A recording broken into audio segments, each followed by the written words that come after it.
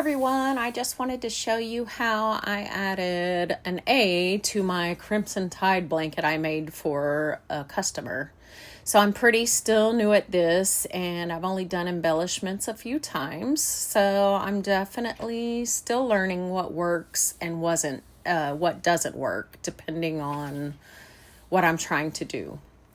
So first I started with what I knew and used a smaller yarn here, and I pulled up a loop and then went through the bottom and pulled up another loop through a different hole and then pulled these together.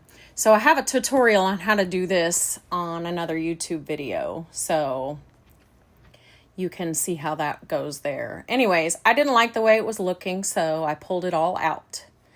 And next I was using the same yarn and crocheted a long chain, and I was just going to use this to make my letter and attach it to the blanket. So I did. I made my chain and cut a bunch of small pieces of yarn that I used. I put them through my completed chain and then put those pieces of yarn through two different holes in the back of the blanket and then just tied it off in the back to hold it in place. So I just continued through the whole process, adding the smaller yarn through the chain and attaching it at different points to keep my shape of the letter.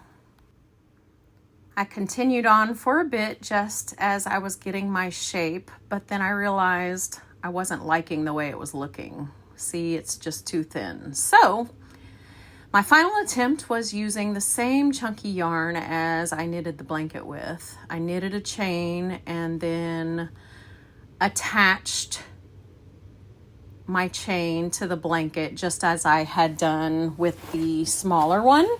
So just using small pieces of the smaller yarn, I pulled it through my chain and then pulled it through two different holes in the back of the blanket and tied it off. So first I just attached it at a few spots so that I could get the shape of the letter exactly how I wanted it. And then once I got the shape right, I went back and added more attachment points until I liked how secure it was and got it the way I wanted. Anyways, I hope this helps. Have a good day.